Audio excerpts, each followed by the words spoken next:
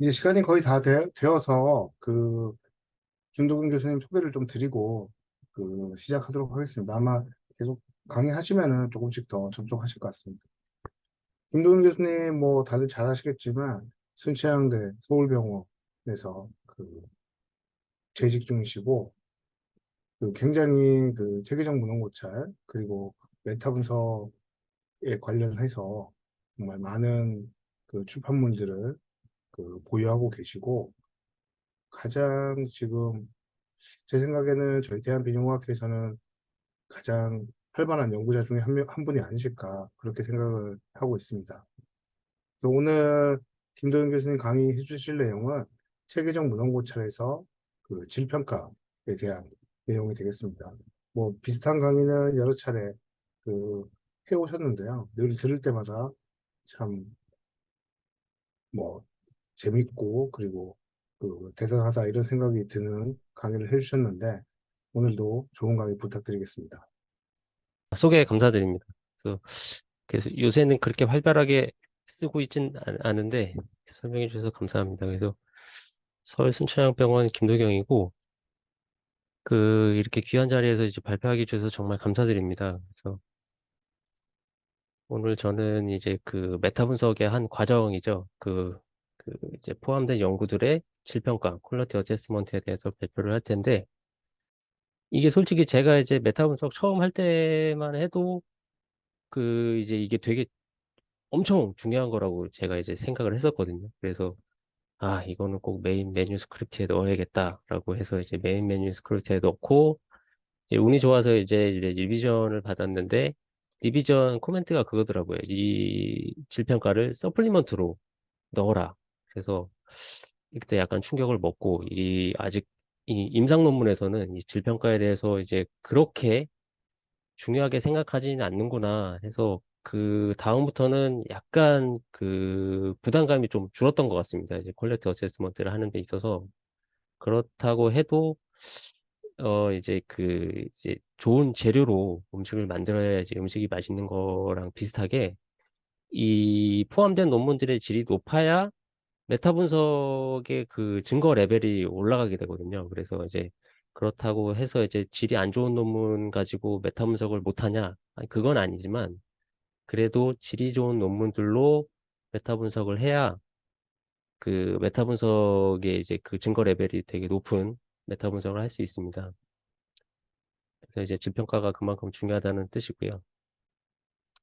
그래서 먼저 이제 예, 포괄적으로 이제 메타 분석 이제 진행되는 순서를 말씀을 드리면 먼저 이제 주제를 찾는 게 이제 맨 처음입니다. 이제 주제를 먼저 찾아야 되는데, 이게 이제 제가 생각하기에는 이제 메타 분석을 시행하는 과정에 있어서 이제 주제를 찾는 게 제가 보기엔 한 50% 정도 되는 것 같습니다. 그래서 그만큼 중요하고 주제를 찾아야 연구를 시행할 수 있기 때문에 이런 것들이 이제 처음에는 되게 찾기 어렵겠지만 메타 분석을 많이 하시다 보면 좀 요령이 생겨서 이제 찾다 보면 이제 금방 찾는 시기가 오실 겁니다. 아마.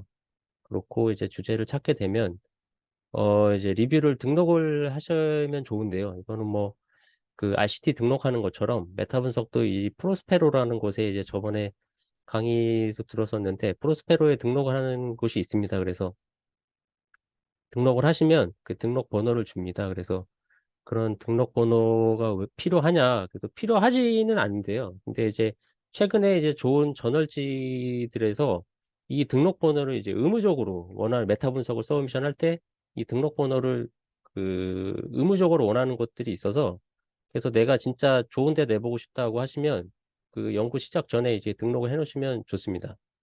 그리고 이렇게 플랜을 짜신 대로 이제 검색을 하셔야 되는데 검색은 이제 처음 시작할 때는 이제 혼자 이제 막 막무가내로 했었는데 알고 보니까 이제 도서관에서 요걸 해주더라고요. 그래서 일단 도서관에다가 신청을 하면 저희는 이제 도서관 사서분이랑 회의를 하고 그래서 이제 검색어 설정을 한 다음에 도서관에서 이제 보통 이제 펀메드, EM베이스 그리고 코코라는 라이브러리에서 이제 검색을 해서 주는데 그래서 검색한 결과들을 엔드노트에 다 넣어줍니다. 넣어주고 이제 중복도 이제 빼주고 그렇게 해서 이제 다 해주셔서 요거는 그렇게 진행하시면 되게 빠르게 할 수 있습니다. 그래서 다음으로는 이제 검색된 결과들을 가지고 연구를 이제 그 익스클루전, 인클루전 크라이테리아에 따라서 내 분석에 포함될 연구들을 찾고 그 다음 과정이 이제 그 포함된 연구에서 이제 데이터를 뽑는 건데 그래서 데이터를 뽑을 때 이제 논문을 이제 되게 자세하게 읽어야 되기 때문에 요때 퀄리티 어세스먼트를 같이 하면 좋습니다. 그래서 예전에 모를 때는 뭐 데이터 한번 보고 그 다음에 이제 퀄리티 어세스먼트를 해야지 하고 또 논문을 또 읽습니다. 그래서 요거를 같이 하시면 시간을 많이 줄이실 수 있을 것 같습니다. 그래서 이렇게 하고 저희가 오늘 말씀드릴 거는 이제 퀄리티 어세스먼트에 대해서 말씀드릴 거고 그 다음은 뭐 이제 데이터 분석하고 이제 결과 이제 보고하는 이제 포레스트 플롯으로 보통 발표 이제 그걸 하는 거죠. 그래서 저는 이제 퀄리티 어세스먼트에 대해서 말씀을 드리겠습니다. 그래서 이제 포함된 연구들의 결과의 이제 신뢰성을 평가하는 이제 퀄리티 어세스먼트가 는 이제 메타 분석에서 이제 되게 기초적이고 필수적인 부분인데 그래서 이런 메타 분석이 보시면은 그 레벨 오브 에비던스에서 가장 제일 위에 있거든요. 메타 분석이. 근데 그와 동시에 이런 여러 연구들, 똑같이 시행되지 않은 여러 연구들의 이제 분석된 결과를 한 번에 뭉뚱그려서 이제 하는 거기 때문에 동시에 이제 그 바이어스 소스들이 되게 많이 생길 수 있습니다. 그래서 이런 포텐셜 바이어스들은 이런 그 환자의 선택이나 데이터 컬렉션, 그리고 이제 분석, 그리고 스터디 리절트의 셀렉티브 리포팅부터 발생할 수가 있습니다. 그래서 이런 바이어스를 평가하기 위한 여러 가지 이제 퀄리티 어세스먼트 툴들이 있는데 이런 것들을 가지고 오버all 리스크를 평가를 하기 위해서는 이런 툴들을 가지고 각각의 연구의 이제 캐릭터리스틱에서 그 바이어스를 일으킬 만한 정보들을 시스테마틱하게 이렇게 평가를 해야 됩니다.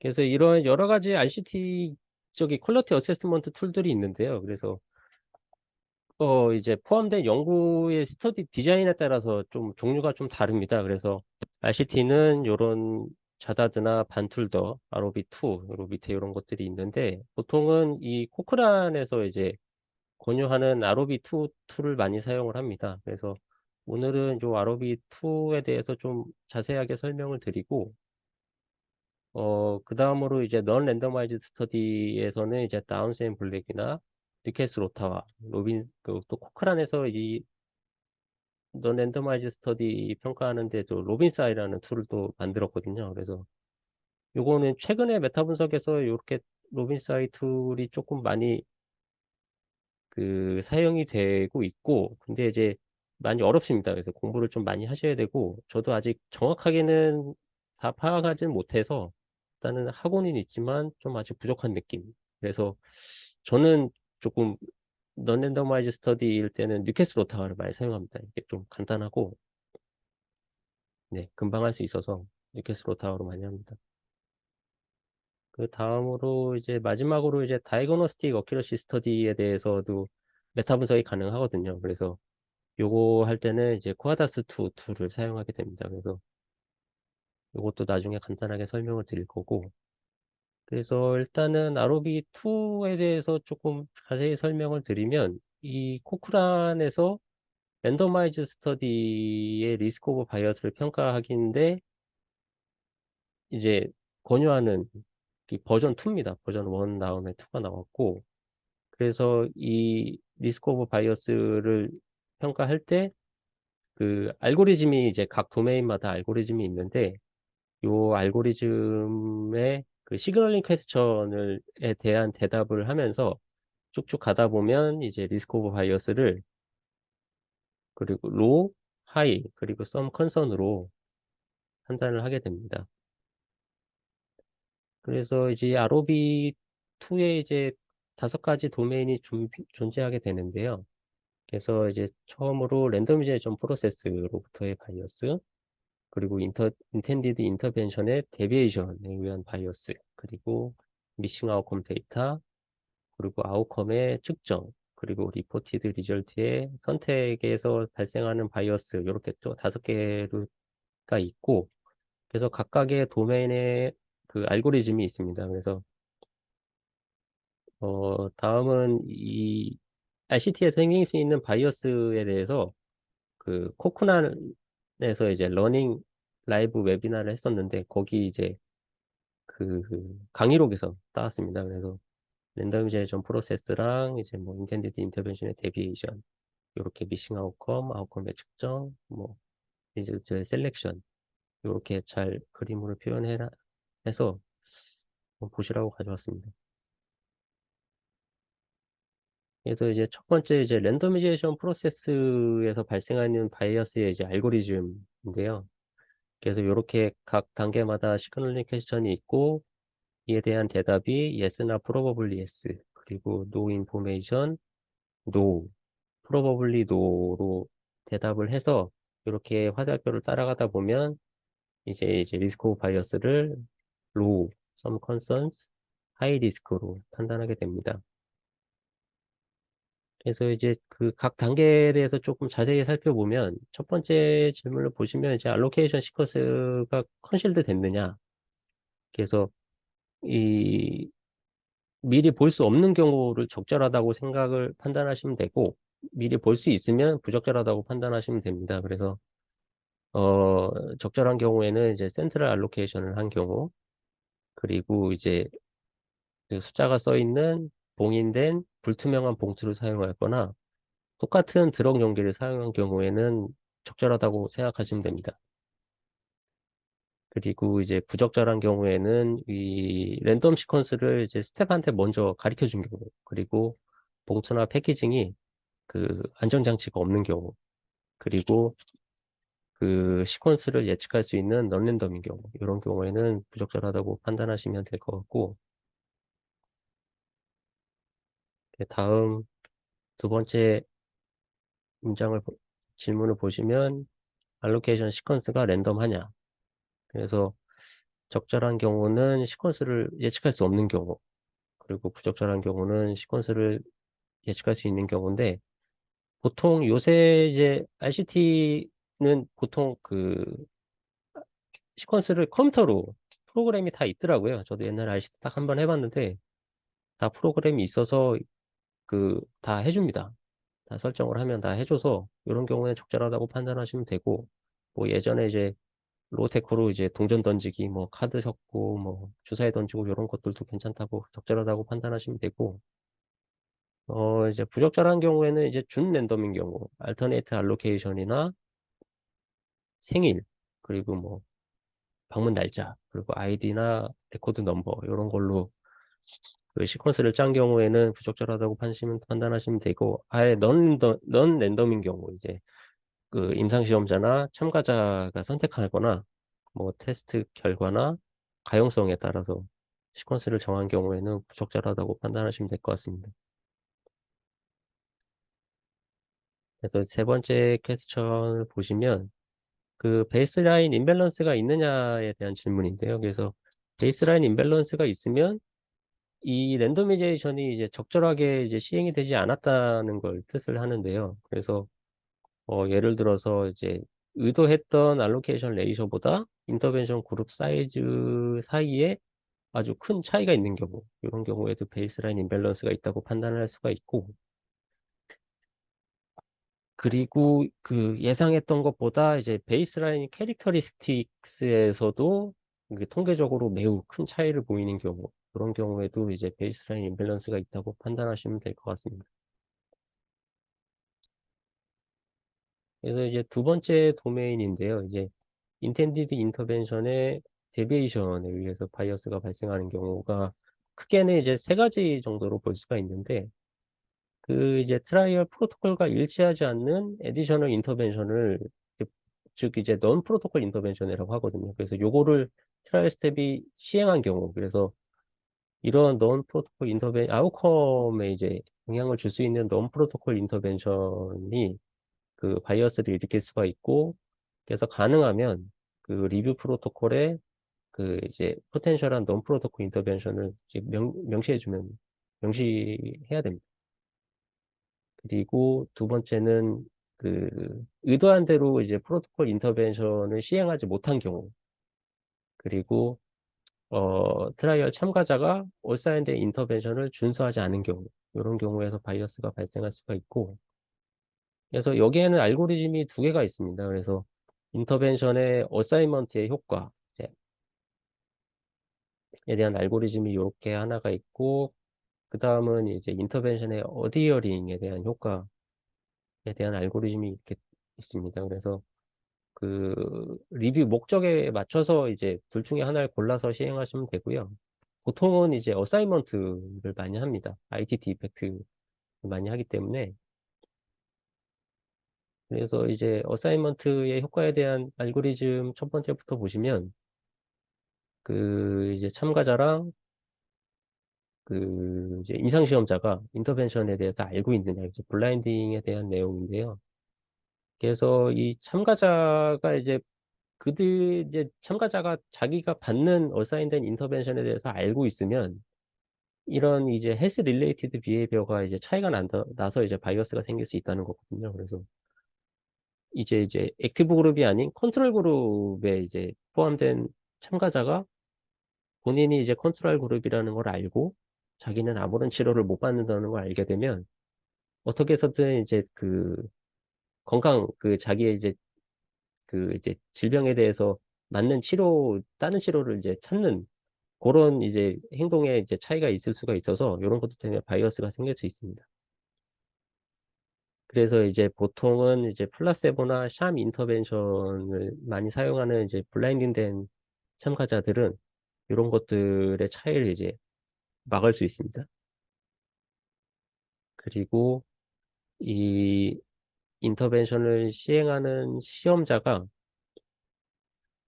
어사인된 인터벤션에 대해 알고 있으면 인터벤션을 시행하는 거나 아니면 non 프로토콜 인터벤션을 시행하는 경우에서 뭐 의식적으로나 무의식적으로 인터벤션 그룹 사이에 좀 차이가 날 수가 있어서 이런 것들 때문에 이제 바이어스가 생길 수 있습니다.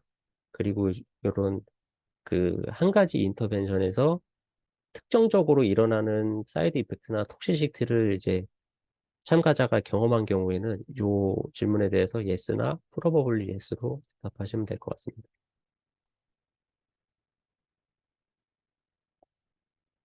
그래서 이제 두 번째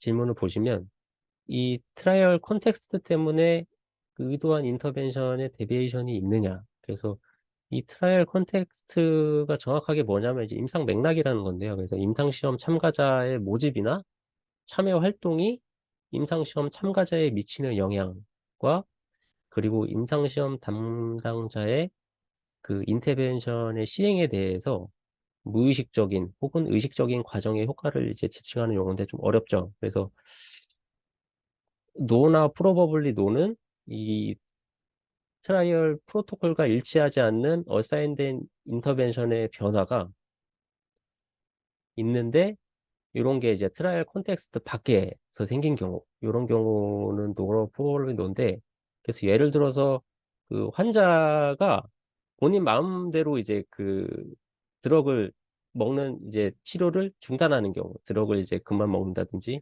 그런 경우는 트라이얼 콘텍스트 밖에서 생긴 겁니다. 그래서 이런 경우에는 노나 프로버블리 노로 대답하시면 되고 그리고 이제 트라이얼 프로토콜과 일치하는 인터벤션의 체인지가 있는 경우 이런 경우는 또 노입니다. 그래서 프로토콜이 있는 대로 어큐트 톡시시티가 있어서 드럭 약을 이제 중단하는 경우 이런 경우에 노라고 생각하시면 되고 yes나 이제 probably yes는 이제 트라이얼 콘텍스트가 프로토콜 인터벤션의 시행을 방해하거나 아니면은 프로토콜에서 허용하지 않는 인터벤션을 시행하게 하는 경우 이런 경우가 yes고 아니면은 트라이얼 콘텍스트 때문에 트라이얼 프로토콜과 일치하지 않는 어사인된 인터벤션의 변화가 있는 경우 그래서 이런 경우는 예를 들어서 이제 수술법을 비교를 하는데 마취 이제 서전의 기호에 따라서 이제 마취 방법을 변경하는 경우, 이런 경우는 이런 경우에 해당합니다. 그래서 이런 경우는 yes나 probably yes로 대답하시면 됩니다. 그래서 이제 세 번째랑 네 번째 질문을 보시면 그 이제 이런 데비에이션들이 아웃컴을 미칠 가능성이 있느냐. 그래서 이제 이런 어사인된 인터벤션의 체인지가 트라이얼 프로토콜과 일치하지 않는 이제 어사인된 인터벤션의 변화, 트라이얼 컨텍스트 생긴 것들이 이런 것들이 아웃컴에 영향을 미치면 이런 인터벤션 이펙트 에스티메이트에도 영향을 미칠 수 있기 때문에 이런 것들도 바이어스가 생길 수 있습니다. 그리고 이런 데비에이션이 그룹들 사이에 이제 밸런스가 있냐. 그래서 이런 변화들이 그 그룹들 간에 인터벤션 그룹들 간에 이제 밸런스가 맞지 않으면 이런 것들도 이제 인터벤션 이펙트 에스티메이트에 영향을 미칠 수가 있습니다. 그래서 이런 것도 잘 살펴봐야 되고 그리고 이제 요 파트 2에 또 이렇게 질문 또 있는데 이 질문을 보시면 그 이제 그 어사인된 인터벤션의 효과를 측정하는데 적절한 분석이 사용을 했냐.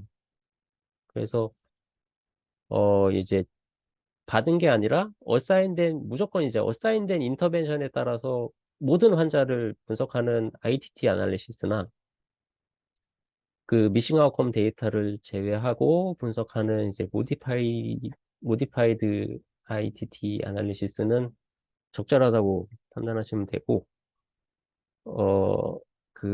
이제 어사인된 인터벤션을 받지 않은 참가자들을 제외하고 분석하는 이제 나이브 퍼 프로토콜 아날리시스나 어, 어사인된 인터벤션이 아닌 실제로 받은 인터벤션에 따라서 분석하는 에즈 트리티드 아날리시스는 부적절하다고 판단하시면 될 것 같습니다. 어, 그 다음은 이 질문은 이제 뭐 잘못된 인터벤션 그룹으로 분석이 되거나 분석에서 제외된 한 참가자의 수가 이제 결과에 영향을 미칠 만큼 충분하냐에 대한 질문인데, 보면은 이제 정확한 룰은 없다고 합니다. 그래서 왜냐하면 이제 5% 이하라도 뭐 아웃컴이 매우 레어하거나 이런 익스클루전이 프로그노스틱 팩터랑 아주 강력하게 연관이 되어 있으면 5% 이하라도 이제 아주 영향을 미칠 가능성이 있기 때문에 이런 거는 좀 잘 판단하셔야 될 것 같습니다.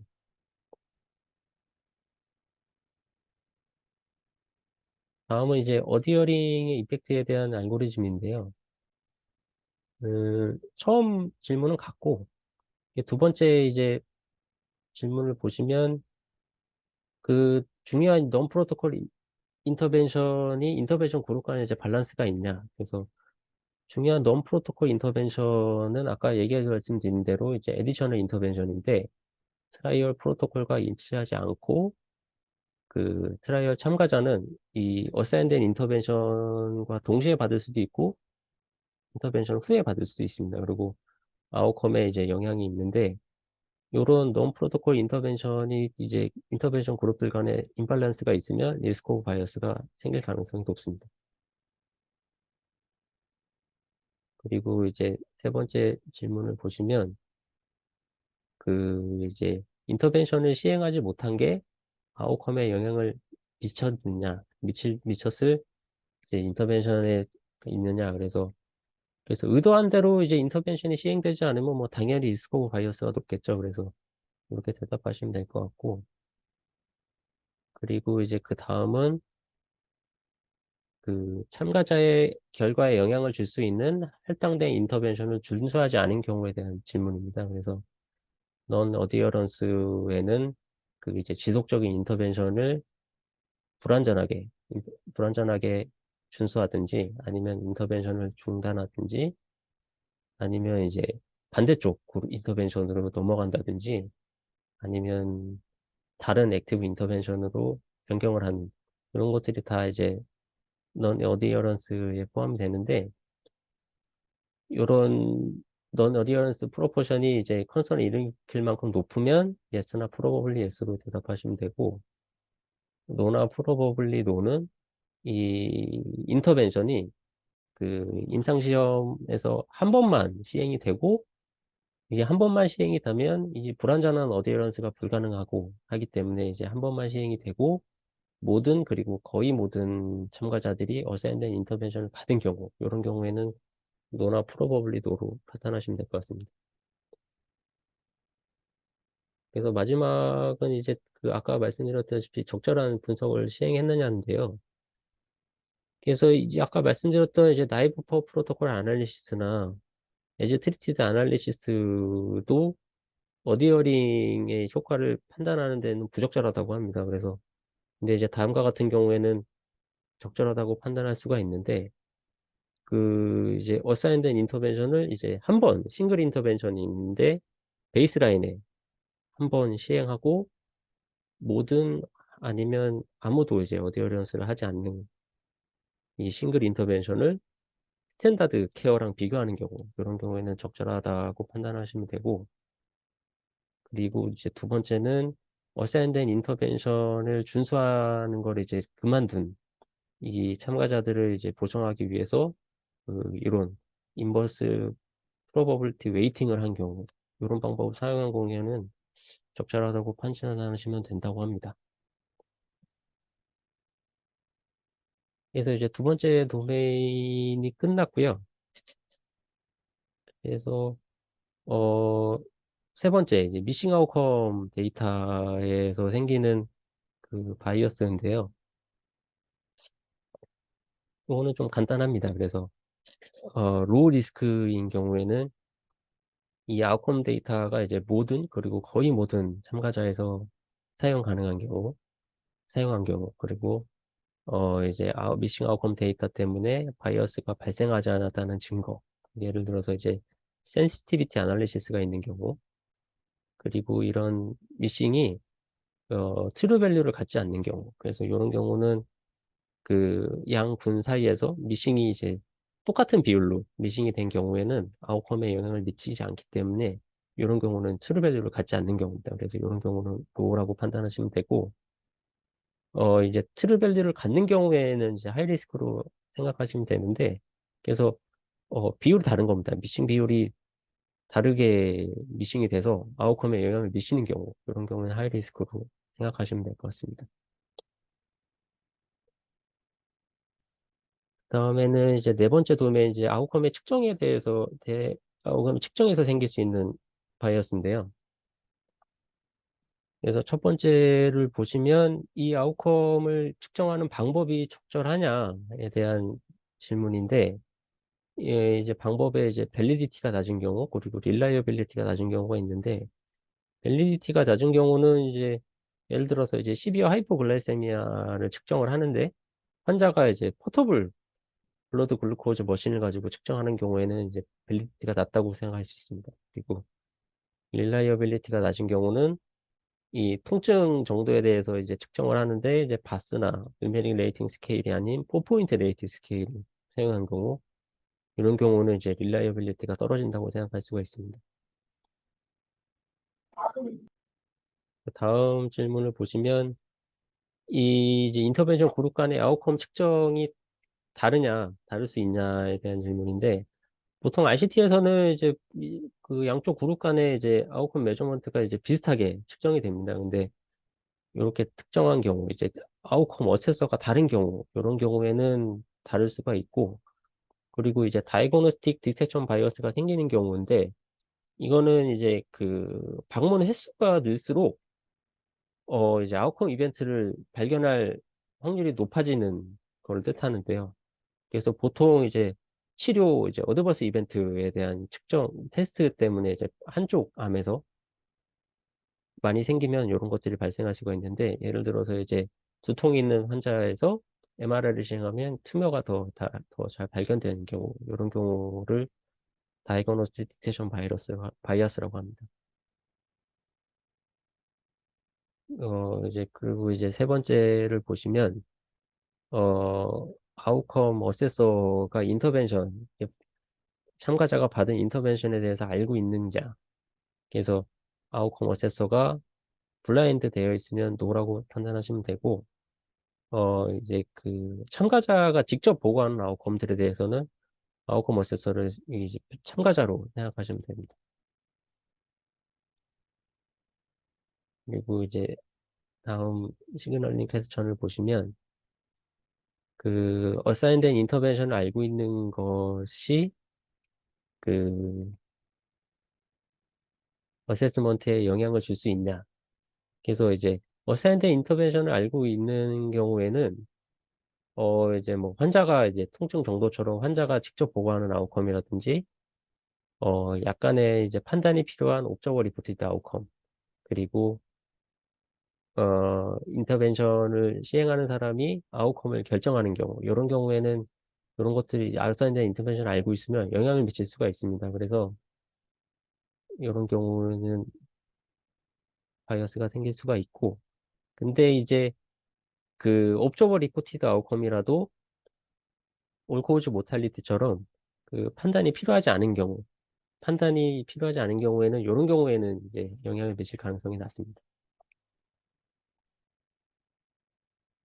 그래서 마지막 질문을 보시면 그 이런 그 이제 아웃컴에 대한 평가가 인터벤션에 대해서 알고 있는 것에 의해서 영향을 받았을 가능성에 대해서 에 대한 질문인데 하이리스크인 경우에는 그 이제 양쪽 군이 엑스페리멘탈 인터벤션 그룹이랑 노 트리트먼트나 유주얼 케어 컨트롤 이런 거 비교한 경우에는 그 인터벤션에 아주 큰 차이가 나기 때문에 이런 것들은 하이 리스크로 판단하시면 되고 다음은 이제 아웃컴 어세서가 그 트라이얼 다른 부분에 이제 강력하게 이제 참여하는 경우 그리고 이제 아웃컴이 매우 높은 주관성을 갖는 경우 이런 경우는 하이 리스크로 판단하시면 되고 이제 그린 플래그 썸 컨서는 그 컨트롤 그룹도 이제 익스페리멘탈 그룹처럼 좀 액티브하게 뭔가를 하는 컨트롤 그룹인 경우 그리고 이제 트라이얼에 이제 참가하지 않는 익스터널 아웃컴 어세서가 있는 경우 그리고 아까 말씀드린 올코드 모탈리티처럼 그 주관성이 매우 낮은 아웃컴인 경우 이런 경우에는 썸 컨선으로 판단하시면 될 것 같습니다. 그래서 다음은 이제 마지막 도메인으로 이제 리포티드 리저트의 셀렉션에서 발생할 수 있는 바이어스인데요. 그래서 요거는 로우 리스크인 경우에는 그 미리 트라이얼 아날리시스 플랜이 있는 경우, 미리 이제 사전에 제작한 플랜이 있는 경우, 프로토콜이 있는 경우죠. 그래서 이런 경우는 로우 리스크고, 그리고 이제 결과에 상관없이 트라이얼 아날리시스 플랜에 따라서 모든 아웃컴을 보고한 경우, 이런 경우에는 로우 리스크이고, 와서 이제 스터디 결과에 따라서 이제 아웃컴을 리포트한 경우에는 이런 경우에는 하이 리스크로 생각하시면 될 것 같습니다. 그리고 이제 썸 컨서는 이게 보통은 메타 분석 해보시면 프로토콜이 있는 논문이 많이 없습니다. RCT도 그렇고 정말 뭐 란셋이나 뭐 자마 이런 데 실린 논문이 아니면 프로토콜이 잘 없거든요. 그래서 이런 대부분 이제 많은 트라이얼들이 이런 프로토콜이 없기 때문에 썸 컨선으로 이제 판단이 됩니다. 그래서 이렇게 하시면 될 것 같고 그래서 이제 ROB2에 대한 설명은 다 끝났고요. 그래서 이렇게 힘들게 이제 모든 논문에 대해서 다 이제 다 마치셨으면 여기 이제 사이트에 들어가셔가지고 여기 ROB2 툴이 있습니다. 여기 밑에 로빈사이 툴도 있고요. 그래서 ROB2 툴을 받으시면 이제 엑셀 파일인데 들어가시면 이제 ROB2 어세스먼트 폼이 있고 뭐 썸마리, 피규어 뭐 이런 것들이 있습니다. 그래서 이 어세스먼트 폼을 누르고 그 뭐 자기 아이디 그리고 이제 스터디 아이디 그리고 뭐 experimental comparator 이런 걸 다 적으시고 아웃컴 이게 중요한 거는 아까 말씀대로 도메인 2에 ITT 이펙트 어사이먼트에 대한 효과를 먼저 이거를 할 건지 아니면 퍼 프로토콜 이펙트 이제 어디어링에 대한 효과를 할 건지를 고르시면 요 이제 도메인 2에 이제 시그널링 퀘스천이 바뀝니다. 그래서 그거 참고하시면 될 것 같고 그래서 여기 도메인 1에서 요 시그널링 퀘스천이 이렇게 있는데 요거에 대해서 이제 누르시면 매기시면 여기 이제 도어라고 자동으로 그 리스크 오브 바이어스가 뜹니다. 그래서 이렇게 2랑 3 이게 다 있거든요. 그래서 이렇게 다 하시고 오버올 리스크 바이어스가 이제 자동으로 매겨집니다. 그래서 로라고 나오네요. 그래서 이거를 해서 저장을 하시고 여기서 피겨를 만드셔도 되고요. 그래서 아니면은 여기 사이트 또 있습니다. 로비스라고. 여기 들어가시면 이제 로비 데이터셋이 있거든요. 이것도 엑셀 파일인데 여기다가 이제 여기 아까 했던 요 결과들을 요 엑셀에다 넣어서 업로드 하시면 이렇게 이쁜 피겨를 만들어 줍니다. 그래서 요거를 논문에 넣으시면 됩니다. 이제 이거는 뭐 어디서 만드는지 잘 모르실 수도 있으니까. 그래서 이렇게 힘들게 하시면 되고 다음은 이제 non randomized study 퀄리티 어세스먼트 툴에 대해서 이제 요거는 간단하게 설명을 드리면 다운스앤 블랙에서 먼저 설명을 드리면 요거는 이제 랜더마이즈드에도 쓸 수 있고 넌 랜더마이즈드 컴패러티브 스터디에도 쓸 수 있습니다. 그래서 총 27개의 질문으로 되어 있고 도메인은 리포팅, 익스터널 밸리디티, 인터널 밸리디티에 바이어스랑 컴파운딩이 따로 나눠져 있고요. 파워 이렇게 되어 있어서 이제 총 점수를 매기실 때 26점 이상은 엑설런트, 20에서 25점은 굿, 15에서 19는 페어, 14 이하는 푸어로 판단하시면 되고, 요게 이제 그 체크리스트입니다. 그래서 리포팅, 익스터널 밸리디티, 인터널 밸리디티, 바이어스, 컴파운딩, 그 파워 이렇게 해서 요 이제 질문들에 따라서 이제 예스랑 노로 해서 저 1점 뭐 0점 뭐 파셜리 뭐 이렇게 해가지고 점수 매기셔서 이제 표로 만드시면 됩니다. 만드시면 되고 그 다음은 이제 제가 이제 보통 요걸로 많이 하거든요. 그래서 뉴캐슬 오타와인데 요거는 이제 세 가지 도메인이 있습니다. 그래서 셀렉션, 컴패러빌리티, 그 이제 스터디 타입에 따라서 코호트 스터디는 아웃컴, 그리고 케이스 컨트롤 스터디는 익스포저 이렇게 있고 요거에 이제 총 8개의 아이템이 있습니다. 그래서 셀렉션에는 4개, 그리고 아웃컴 익스포저에는 3개, 그리고 컴패러빌리티에는 최대 2개까지 별을 줄 수가 있고 그래서 최대 이제 9개까지 줄 수가 있어서 근데 이제 6개 스타 이상이면 하이 퀄리티로 판단하시면 됩니다. 그래서 이제 요거는 코호트 스터디에 대한 뉴캐슬 오타와인데요. 그래서 셀렉션, 컴패러빌리티, 아웃컴. 그래서 셀렉션에 4개, 아웃컴에 3개. 컴패러빌리티에 요 A, B로 해가지고 이제 별 2개까지 줄 수 있습니다. 그래서 요거에 대해서 평가를 하시면 되고 그 다음은 이제 케이스 컨트롤 스터디는 또 따로 있습니다. 그래서 셀렉션, 컴패러빌리티, 익스포저, 아웃컴 대신에 익스포저로 되어 있어서 이걸로 하시면 되고 그래서 요거는 제가 예전에 이제 메타 분석 혼자서 막 할 때 그때 이제 만들었던 뉴캐슬 오타와 퀄리티 어세스먼트 표인데요. 여기 보면 서플리먼트입니다. 그래서 요걸 아마 저기 뭐야 메인 메뉴 스크립트에 넣었다가 서플리먼트 빼라고 한번 그때 얘기 들었던 부분인 것 같습니다. 그래서 이렇게 셀렉션 1, 2, 3, 4, 컴패러빌티 A, B, 익스포저 1, 2, 3 이렇게 해서 점수를 나중에 이렇게 매기시면 됩니다. 다음에 이제 로빈스 아이에 대해서 간단하게 설명을 드리면 이것도 이제 아로비트랑 같이 이제 코크란에서 랜더미제이션을 사용하지 않는 연구, 인터벤션의 컴패러티브 이펙티브니스를 이제 측정하는 연구에서 이제 리스크 오브 바이어스를 평가하는 툴인데요. 그래서 7개의 도메인이 되어 있고 보시면은 그 도메인이 크게 이제 프리 인터벤션, 앳 인터벤션, 그리고 포스트 인터벤션으로 나눠져 있고, 프리 인터벤션에는 이제 컴파운딩, 그리고 그 이제 참가자의 선택에서 생기는 바이어스가 있고, 앳 인터벤션에는 인터벤션의 분류, 그리고 포스트 인터벤션은 아까 말씀드렸던 거랑 똑같이 이제 인텐디드 인터벤션의 데비에이션, 그리고 미싱 데이터, 아웃컴 메저먼트, 그리고 리포티드 리절트의 셀렉션 이렇게 포함이 되어 있습니다. 그래서 요거는 어 평가를 로우, 모더레이트, 시리어스, 크리티컬, 노 인포메이션으로 하시면 되고, 그래서 다 로우 리스크면 로우, 로우나 모더레이트면 모더레이트, 그리고 하나라도 시리어스가 있으면 시리어스, 그리고 또 하나라도 크리티컬이 있으면 크리티컬로 매기시면 됩니다.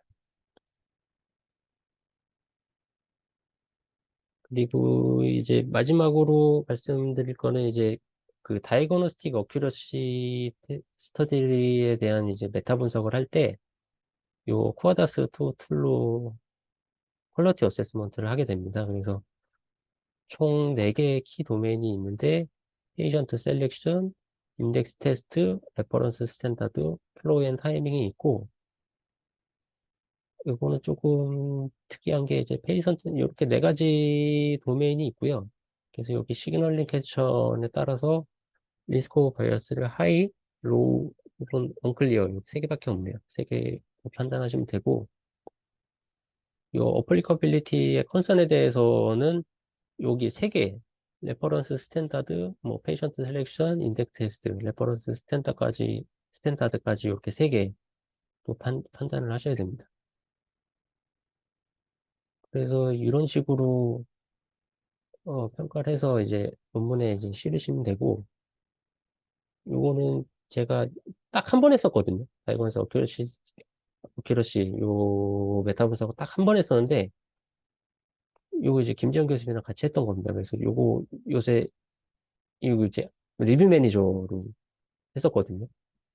근데 요새 리뷰 매니저 다운이 안 되더라고요. 안 되고 인터넷으로만 할 수 있게 돼 있더라고요. 그래서 좀 불편하실 텐데 이렇게 하시면 될 것 같습니다. 그래서 제가 이제 설명드린 거는 다 말씀드렸습니다. 감사합니다. 아, 네. 김동 교수님 정말 그 어렵고도 그리고 유용한 강의 감사드립니다.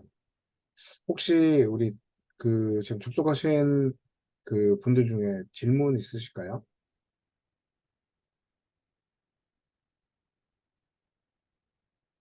추민수 교수님 혹시 계시나요? 들으실 수 있나요? 네, 네, 교수님 뭐라고 하셨나요? 추민수 교수님 혹시 그 작년에 저희 그 KUA 메타부 네네. 과제도 하셨는데 네. 그 질평가 진행하시면서 뭐 혹시 그 김동현 교수님한테 뭐 질문하실 거나 뭐 의견 주실 내용이 있으실까요?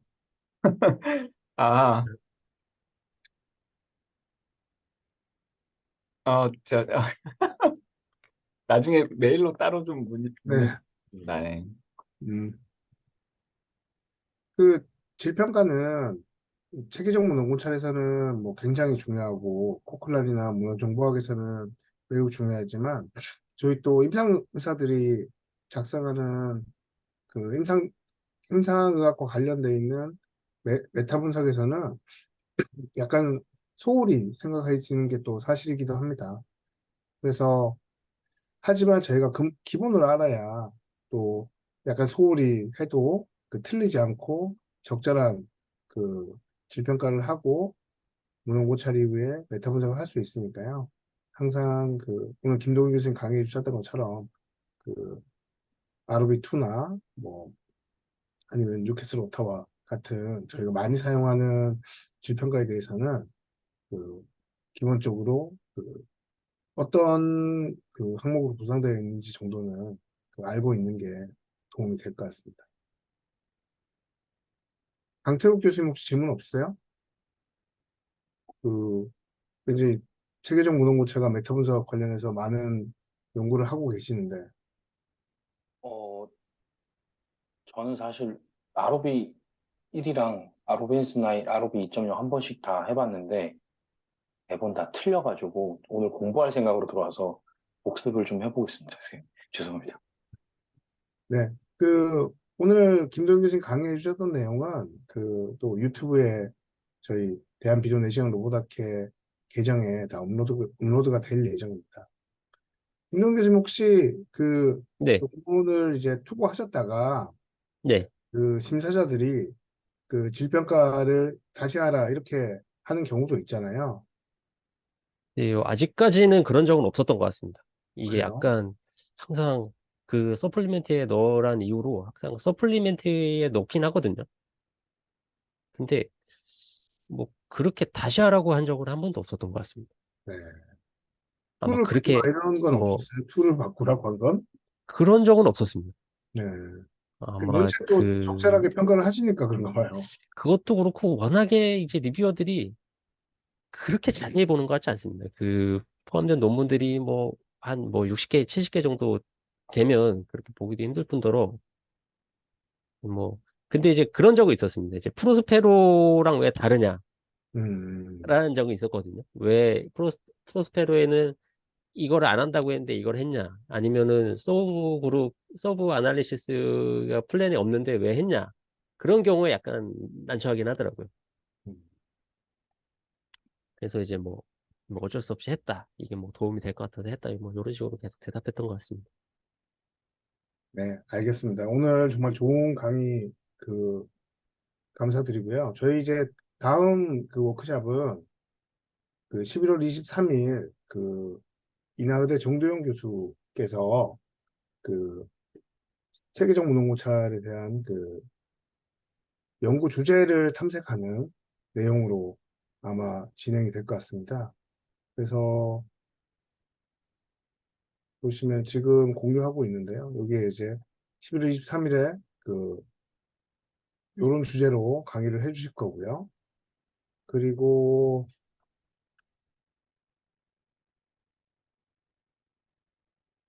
또 하나가 같은 주제로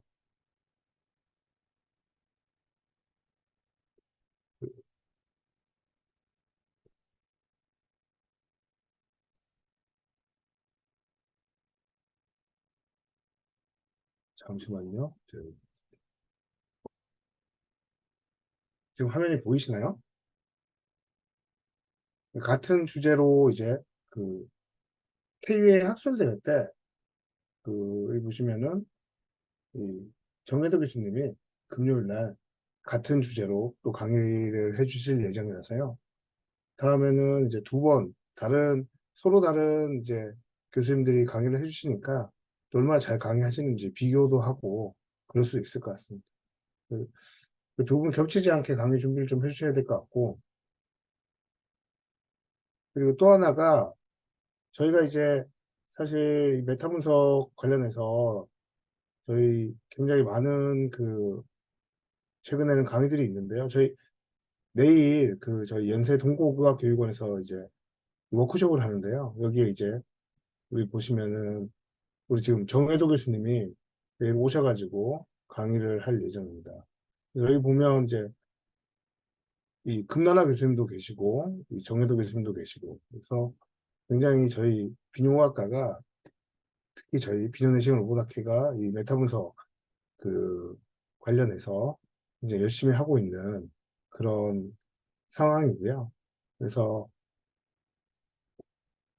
앞으로도 이제 계속 저희 이 워크숍이 진행이 될 텐데 많은 참여를 부탁드립니다.